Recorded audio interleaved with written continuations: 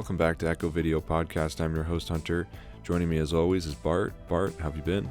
Hey, Hunter. Glad to be back as always. It's a pretty good week. My co-op's coming to an end, so everybody's piling all the projects on me, so I'm kind of withering away a little bit, but it's all right. Overall, what about you? How was your week? Not too bad. Just today I picked up a PS5, so I've been playing God of War Ragnarok for a bit. How was it? It's Impressions? Good. Honestly, though, it's literally the first game with a different story. Like, all the mechanics are very, very similar to the first. Like, not to the first God of War, but to the first, like, the PS4 God of War. First one in... So, it's good. I really like the first one, but... Like, if you're expecting, like, a little... Like there's probably some newer mechanics. I'm only maybe 2 hours in, but... Is it? As of right now, it feels really, really similar to the first one, which is fine, but... Is it staying consistent with the filming technique, where it's all one continuous take? Yeah, from what I've noticed, yeah. Sweet. It's pretty cool. I like all the characters and stuff. I like Thor. I've only met him once, though. And yeah, I heard the opening's pretty awesome. The opening, dude, it starts off, you're on, like, a dog sled. I won't spoil anything. Like, this isn't major spoilers or anything, but I'm playing the game, and there's, like, a scene where... what's his name? Loki, your son, Atreus? Atreus, yeah. Atreus has his wolves that he's looking after, and he's talking about, like, one wolf being sick, and I'm just like, great, I'm gonna have to watch a fucking wolf die.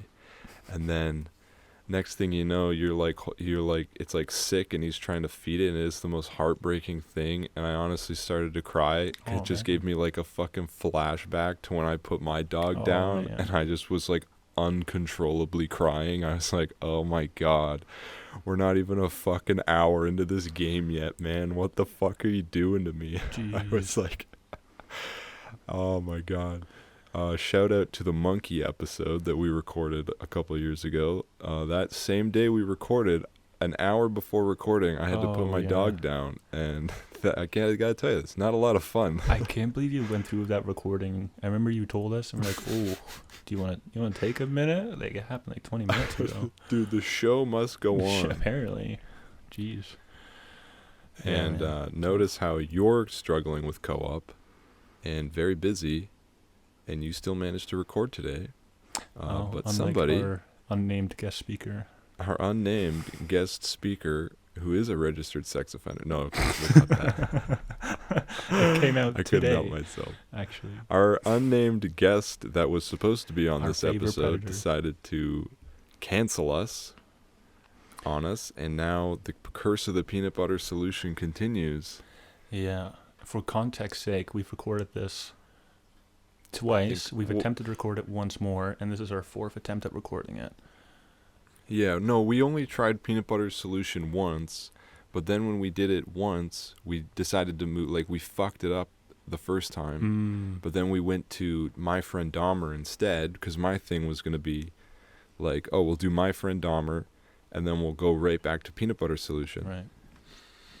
And then...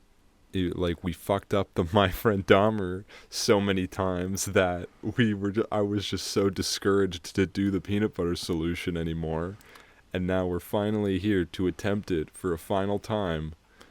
We're trying God to attempt us. We're gonna do our very best.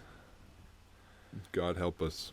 We're gonna need it, man. I remember also being just a quick side note after Dahmer, because the first time we recorded fell through, because I didn't record or export properly. Second time we did it again, recorded a full episode, and then I realized I once again did not export it and didn't save the file, and then we tried to record it again that same night, and I was so broken that I couldn't even finish the podcast. I think we were like 10 minutes in, and I was like, Hunter, I'm gonna need a minute. Yeah, I was disheveled, man. We had to fucking record it the next day. Yeah. We were so fucking broken from... Because we did Mad God and a couple other episodes, and then we did Peanut Butter Solution, which fucked up so horribly that we decided to skip it, and then we did My Friend Dahmer, and at that point I was like, I do not want to skip any more movies. Like, we can't add more to the queue because we keep fucking them up. We are doing this movie or we're not. And so my friend Dahmer eventually made it to air, which is good. Oof, I think we only had one other fuck up, which was the suckling, and that was on me. My recording fucked up, and we had to redo that episode. Yeah, we had one good episode, I think, after Dahmer. We finally both kind of got it down, and then we did the suckling, and it fell apart again. Yeah. But ever since then, smooth sailing. So we're finally here to bring the peanut butter solution. Mm-hmm. Hopefully the peanut butter solution ends the curse. Hopefully finishing this once and for all. Really hope so. Ends the curse.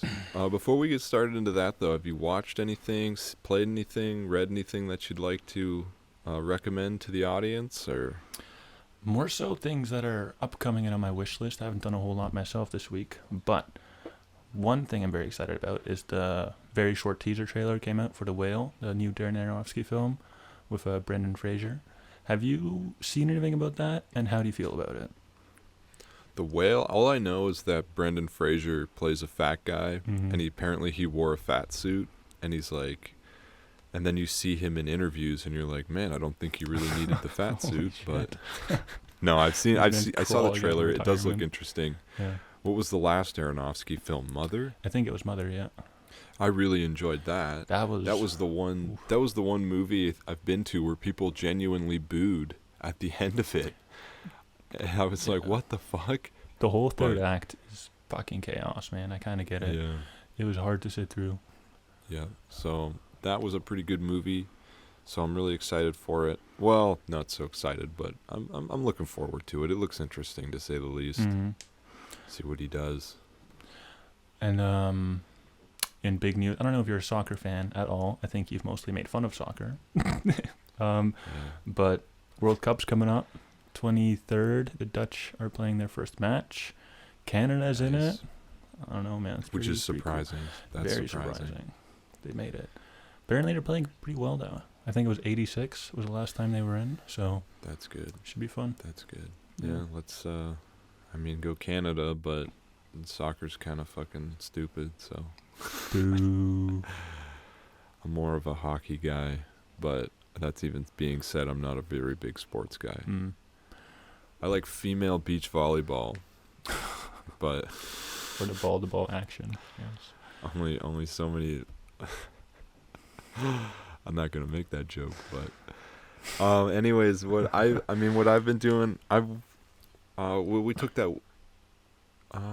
No, we didn't take a week off this week. This Kingdom of Spiders. No, we did it after Halloween, and then we had Kingdom of Spiders. Yeah. So, I haven't really watched a crazy amount that I would recommend.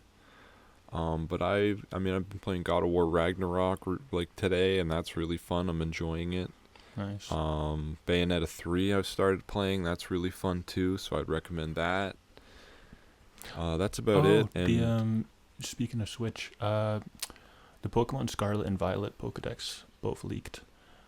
Yeah. They have these Paradox Pokemons that are future and past versions of existing Pokemon. So they have like a Mecha Tyranitar and like a Primal Dolphin. That sounds awesome. Yeah, it's fucking sick. They're like Mega Evolutions. That sounds so cool. Yeah, I was very excited to see that. Yeah, well, I've spent too much money this month. Yeah, today. Today, yeah. So I'm definitely not going to pick those up on launch. Fair enough. I got too much to beat and too much to watch. I guess we can move into real quick. One more thing that was absolutely amped. Studio Ghibli and Lucasfilm are doing a collaboration. I saw that. That's awesome, man. I saw that. I wonder what they're gonna do. Yeah, Star Wars tweeted about it, so I'm assuming it's a Star Wars project. Yeah, I mean, I'd be surprised if it isn't. Yeah. I have to say, Visions is like the only good Star Wars content since The Mandalorian Season 2. In my opinion, Star Wars Visions. Seen Visions. I thought you did with the anime. Oh one. yeah. No, they're all the shorts. Yeah, geez, never mind. Yeah. I lost myself. Yeah. Even the one with the music recital is way better than anything that Disney's ever done. Yeah. Did you watch the Tales of the Jedi? The newest one? Tales of the Jedi. No, but I've my brother's been talking about it, so I've been thinking of checking it out. Yeah, but I've heard it's good. I've heard good things about it, but I hope they do Legends season or Visions season 2, or at least a season. Like, they gotta, produce one of those episodes into a season. Like, they were so fucking cool. Yeah. They all felt like such awesome pilots. And the best part was like, they didn't really, some of them, especially the Studio Trigger one, didn't really give a fuck about canon. And he like puts a fucking, like makes a giant lightsaber and cuts a Star Destroyer in half.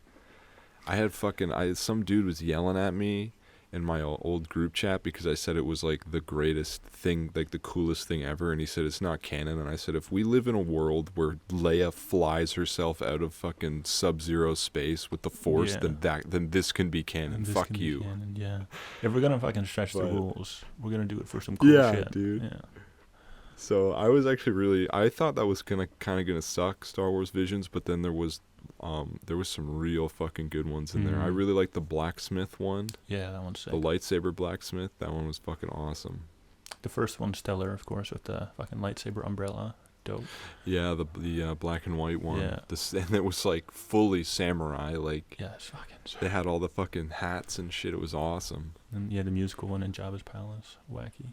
That one was kind of whack, kind of silly. It was still better than the fucking Boba Fett. Book of Boba Fett. Oh, that was a disappointing show. Oof. Then Kenobi. Dude, Kenobi was like jump rope. They would give you so much like, dude, this is awesome. And then baby Leia. And you're like, oh, yeah, please go back to the cool stuff. Please.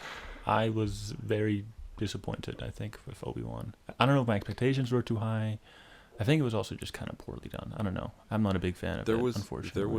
There was some stuff that was cool, like the ending fight with him. Yeah. But I just think baby Leia with the fucking forehead, the drive-in movie theater forehead. Like, get the fuck out of here with that, man. She was like, and then I thought Jake Lloyd from episode 1 was a bad actor. Yeah. Holy fuck, were we fucking treated with him, man. The chase sequences in the forest. Oof. Oh my god, dude. And the thing is, everyone's like bashing on the prequels, like, oh, it's not good. And then everything Disney produces somehow just makes the prequels look better. Yeah. By every day. George Lucas is laughing. Like, that was his plan the whole time. Disney's running itself into the ground. George is happy. George Lucas is laughing. He's laughing. Yeah, that'll end our Star Wars talk. I don't really know what else there is about Star Wars, but we'll move on to the peanut butter solution. It's time. The cursed film. It's time. There's no power outages yet. No tempests are rolling up. No, nothing yet. Hopefully it's raining here, but hopefully nothing. But anyway, so what did you think of the movie? What are your first thoughts? Initial impressions, wild. It is still kind of a wild movie, especially after watching it now several times and still having a relatively vague idea what it's about. I think there's not really a plot really to latch onto. There's a lot of random shit that happens. It's all mostly fun, I think. It's a bit poorly paced. I don't know, that just goes without having a plot. That just happens. But, yeah, I don't know. Is this a very common Canadian child film to have seen? Because I didn't grow up here, right? So I don't know if this is like was it shown in schools or what? I've never heard of this movie until this year, honestly. So this comes out in 1985 and directed by Michael Rubio. Rubio. I think it's Rubio, and it was like the producer of the film. What's the producer's name? Produced by Rock Demers and Nicole Robert. I believe the producers of the film had a film series called Tales for All, which starred children and were a bunch of children movies. This is the second movie of that. Oh. The first one, I believe, is The Dog That Ended the War. Okay. And I can't remember what the other ones are, but basically this was just movies made for kids. So this has a primarily kid-focused story. Like the adults play the secondary characters, and which is very noticeable in this one, as opposed to like the villain. But the kids are the main characters, and the kids are the ones that usually save the day in the end. Right. And what I really like about this movie is that, you know, it really is for like, it's one of those like 80s movies. And it's not like about, like, if you watch a kid's movie today, they're like really fucking cheesy. They try to be really overly funny. What I like about this is a lot of 80s kids movies tend to be really, really dark. Mm-hmm. And like, yes, they'll have their funny moments, but for the most part, they'll have like some kind of fucking scary and uncomfortable moments in the movie and stuff. And it's like, oh my God, this is a kids movie, but yeah. Well, this the movie isn't... opens with like an alleged mass murder after a whole house full of winos is set on fire and they're all burned alive. And there's like, oh, let's go investigate. All the fucking people in the house are burning. They're still smoldering from the night before.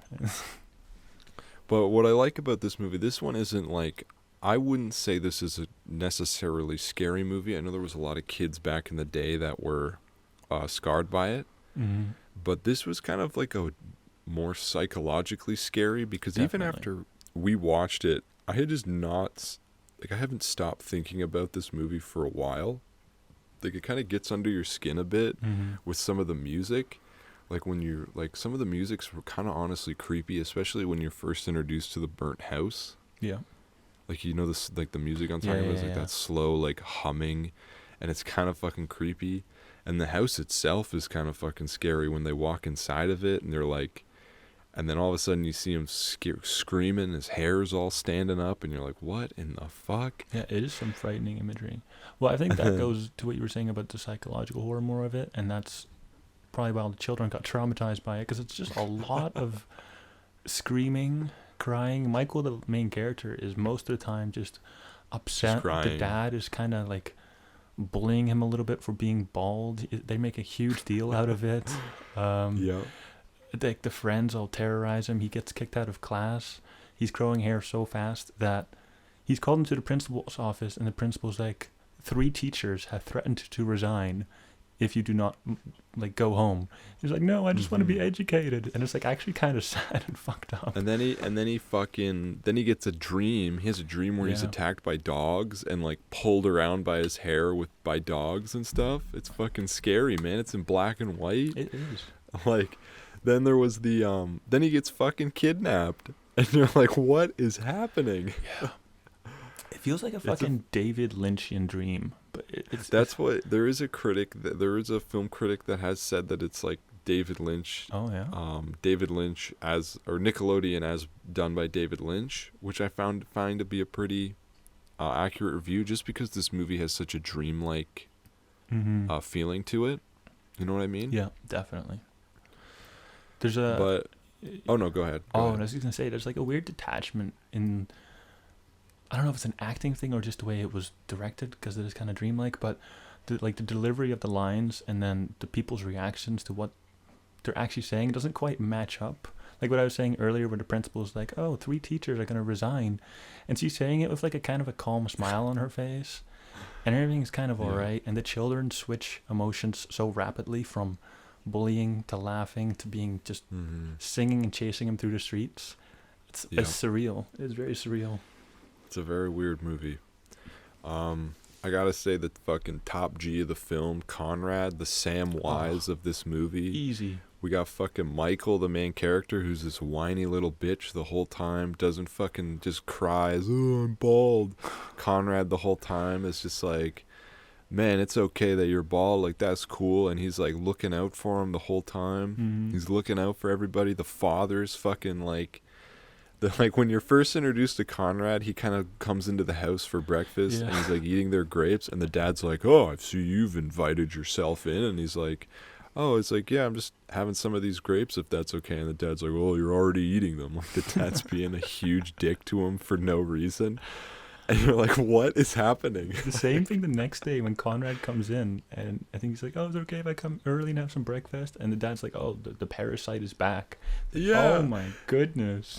Now, in all fairness, the dad does apologize for his behavior. He's like, I feel like I've been cold to you, so I'm apologizing, which is kind of funny, but it's like, buddy, what has this kid done to you that you hate him so much? Like, jeez, man. And I love, and I'm confused by Conrad's whole subplot, where actually I suppose we should introduce the peanut butter solution first. How that even? Yeah, I guess we should kind of do a plot crunch. So I'll do a really quick plot crunch of the movie. basically there's this kid Michael. He's living with his dad. His mom's away in Australia. He's got his buddy Conrad. They walk to school one day. There's been a fire. It's burned down some old building, and they walk by it on their way home from school. Conrad warns Michael countless times not to go in it, like, don't go in it, don't go in it. Michael goes in it anyways, and he sees something. We're not sure what it is. It's presumed to be the burnt bodies of 2 homeless people that were squatting in it. Mm-hmm. And then basically, so he gets so scared he passes out. His hair is all standing up, and then he goes home. He falls asleep. They don't know what's wrong, and then all of his hair has fallen out. And he's been diagnosed with a disease called harem scarum, where he's been scared so badly all his hair fell out. Okay. And they don't really know how it grows back. And then, as we've said earlier, he gets picked on at school a bunch. And then the 2 ghosts of the homeless people find him, and they tell him about this. They decide to help him and tell him about this recipe, the peanut butter solution. And this is like 40 minutes into the movie, I think, the first time it's mentioned. This it's like is halfway done already. A good chunk into the movie. Yeah. And what is the recipe? It's some old lady's like, oh, this is the recipe for his... I just want to see what it is. Mm-hmm. It is... well, it's obviously a scoop of peanut butter, but that's like has nothing to do with it. Because... Okay, here, I got it. You got it? Yeah. Okay, cool. So, the recipe is 1 really ripe banana, 5 dead flies, 1 rotten egg, 3 licorice leaves, a fistful of kitty litter, 3 Connie crisps, 3 Crosby crackers, 9 spoons of Soil Glass by Pepper Fizz, and a spoonful of peanut butter. And the peanut butter is to make it all stick. Yeah. And then he puts it, so then... Unbelievably, he's told, do not use too much peanut butter. So he makes it, and the concoction is too runny. So he's like, okay, I got to add more peanut butter to make it stick. So then he puts too much of it on. Then all of a sudden, his hair's growing like crazy. He's growing hair fucking 20 feet of hair. And he's like, oh my God. And then all of a sudden, everyone's kind of like, oh, you can't go anywhere. Like, nobody likes him because his hair is growing and it's distracting. So then I think he decides to run away, or he goes to school and the wind blows him away. And then his art teacher kidnaps him, and then he disappears. And then you figure out that the art teacher has a child sweatshop. Yeah, it takes a complete U-turn. This is the last 20 minutes of the movie. Kidnapped children. And they're all cutting Michael's hair to make magic paintbrushes and make, I would assume, sweaters and coats, I would imagine. They have him comatose in a yogurt coma, and then they have like his hair on a conveyor belt because it's growing so rapidly. So there are like 20 children missing from the same school, which nobody bats an eye at. Mm-hmm. But they're all working, cutting Michael's hair, making it into paintbrushes, and the monsieur is like, if you don't make 500 a day, you won't get any food. Yeah, you don't. If we don't make 500, the line is, we have to make 500 brushes a day or we don't eat. And there's like children like reaching through bars at him to let him out, and he's like, if you don't stop yelling, I'll put you in the net. Yeah. And it's like, what the fuck is the net, buddy? He's got like tripwires up around the place. He's got like this creepy like spider web of invisible wires that all hook up to this giant ring on his finger. He's got a giant dartboard and a dog. The Senor is a fucking creepy dude. Absolutely insane. And somehow he found out that Michael's hair is magical, so he wants to make those paintbrushes so he can make very real paintings, because he hates imagination. That's been his defining character trait. So he wants everything to be as real as possible. So it's like basically you paint with it, and it's like a photo. Yeah. So that's what his long life dream is. Jeez, man, there's so much wacky shit. Oh, yes, the Conrad thing that I want to talk about. Yeah. Conrad also gets his hands on the peanut butter solution through Michael, and immediately just fucking, you don't get to see this obviously. He puts it on his dick, and it's like, what the fuck? And then the greatest shot in the whole movie is they're walking home, and the actor that plays Conrad has like this fucking 10-foot long strand of hair running out from the bottom of his pants. He's tripping and you're on like, it. what the fuck? Yeah. And these are like, I don't know, 12-year-old actors. It's weird. Oh yeah, they're weird little ass kids, man. This. It's fucking weird. So weird. It's whack. So weird. And because there's like 20 minutes left in the movie and the whole plot has to come to an absurd end, everybody just, I don't know, they get Monsieur, they kind of escape from him, and Michael convinces Monsieur that he wants to be his son. No, that's Connor. You're missed. So oh yeah, at the Connor. End of, Yeah, right. The end of the movie, Connor. The top because he G, takes over completely because Michael isn't even a part of the movie anymore. So when Michael gets kidnapped, he disappears, and then Michael's sister and Conrad are kind of in the search to find him, and then their dad has Michael's dad has broken all his paintbrushes, so they go to buy him a present. The sister and the son, they realize that when they hear of this magic paintbrush that's really good. They find the lead that the paintbrush is Michael's hair. They wait for the guy to come sell it, who's driving a red van, and he shows up and he's like. Then Conrad jumps in the back of his van and puts like a funnel outside of the back of the door and dumps an entire bag of sugar, which leaves a sugar trail for for Michael's sister to follow on her bike. But then, which is I thought that was kind of fun for a kids movie. I honestly thought that was kind of fun. Fun way of following. But at the same time, who the fuck else drives a red van? Like, you're not losing that. You're not losing that thing unless you're a fucking idiot. You're not losing it. And the street sweeper comes by, so she loses the trail, and then a few days later finds it again, and it talks directly to the camera. Yeah. Like, there's no subtlety about it. She looks right at the camera and goes, "My sugar, I found it." Like, it's like, oh, well, thanks for letting us know. Like, what else could that have been? Yeah, it's very helpful. But see, why didn't they just both get in the truck? Because at the end, Conroy, like, Monsieur opens the truck and Conroy's like, "Oh shit, you got me." Why didn't they both get in the truck and just get out like a minute earlier? Yeah, I don't know. Well, but honestly, I like the sugar plot. It's fun. I thought the sugar was kind of fun for a kids movie, and then I do think they could have found a way to find it, without just having her randomly stumble across it. And then, so then Conrad gets kidnapped, and he's in there.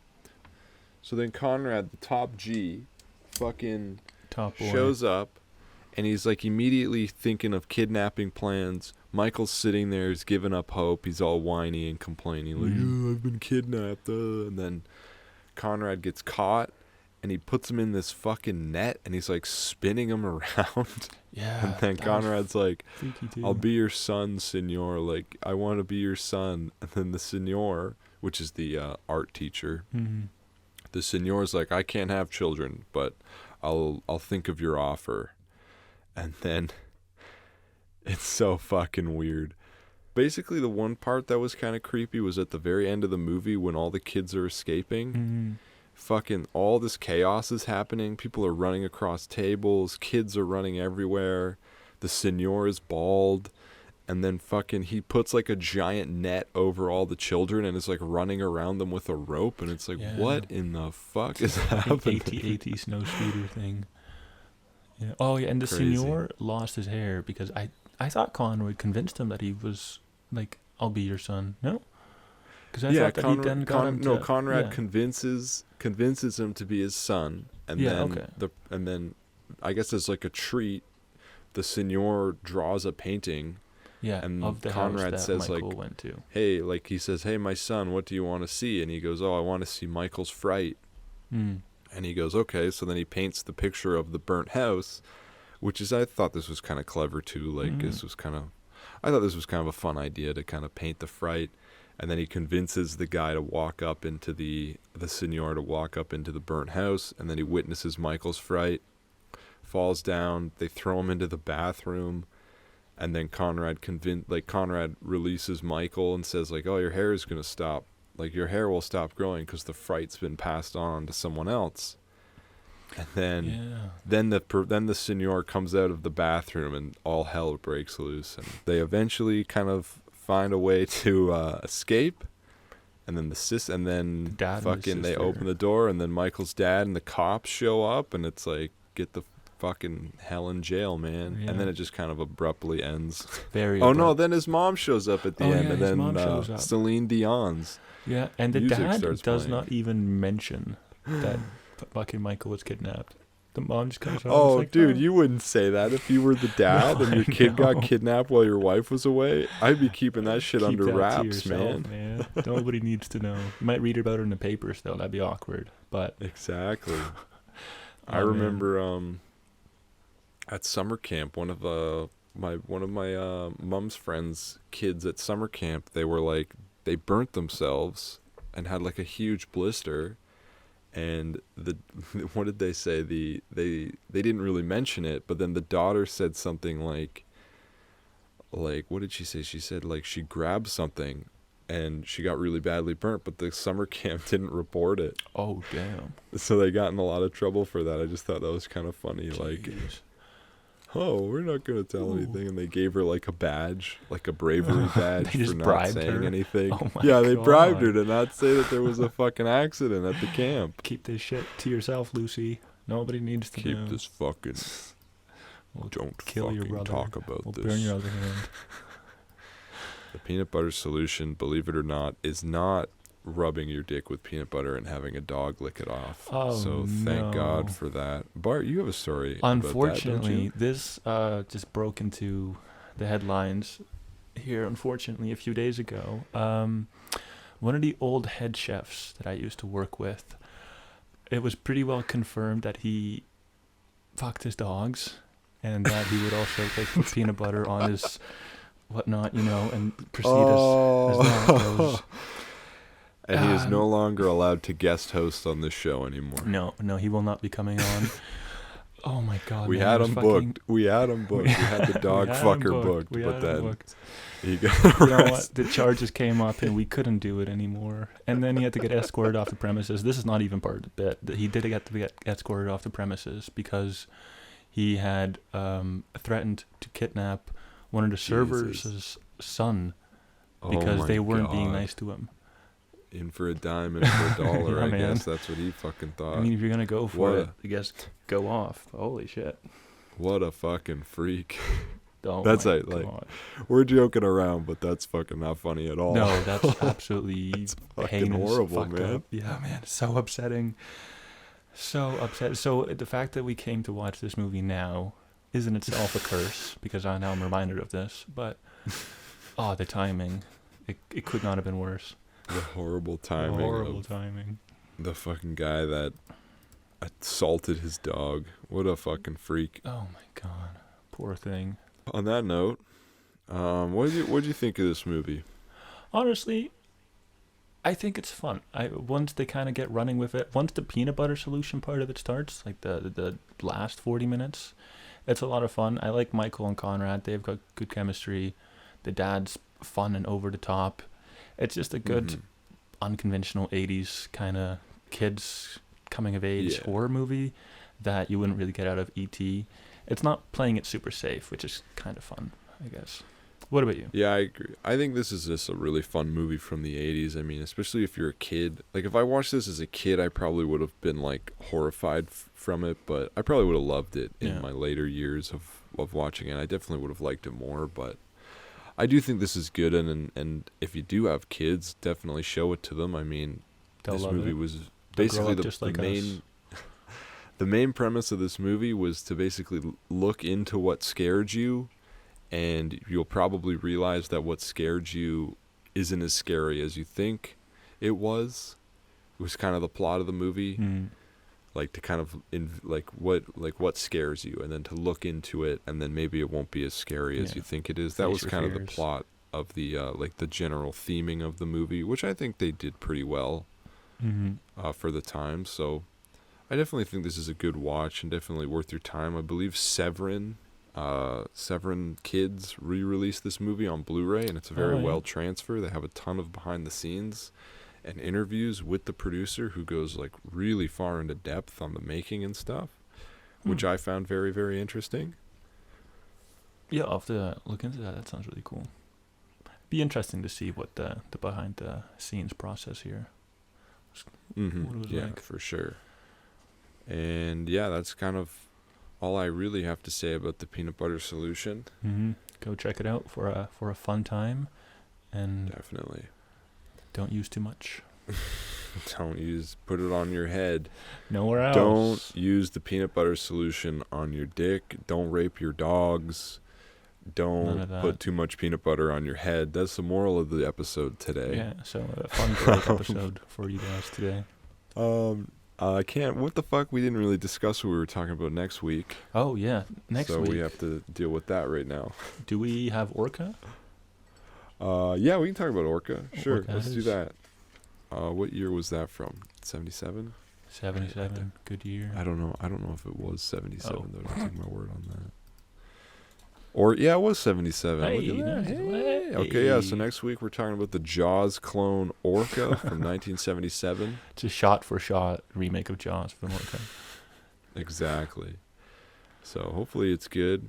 I have no idea what to expect from it. I've honestly never heard of this movie until I saw it at the video store. Those and are I the bought best it. kind. Cool.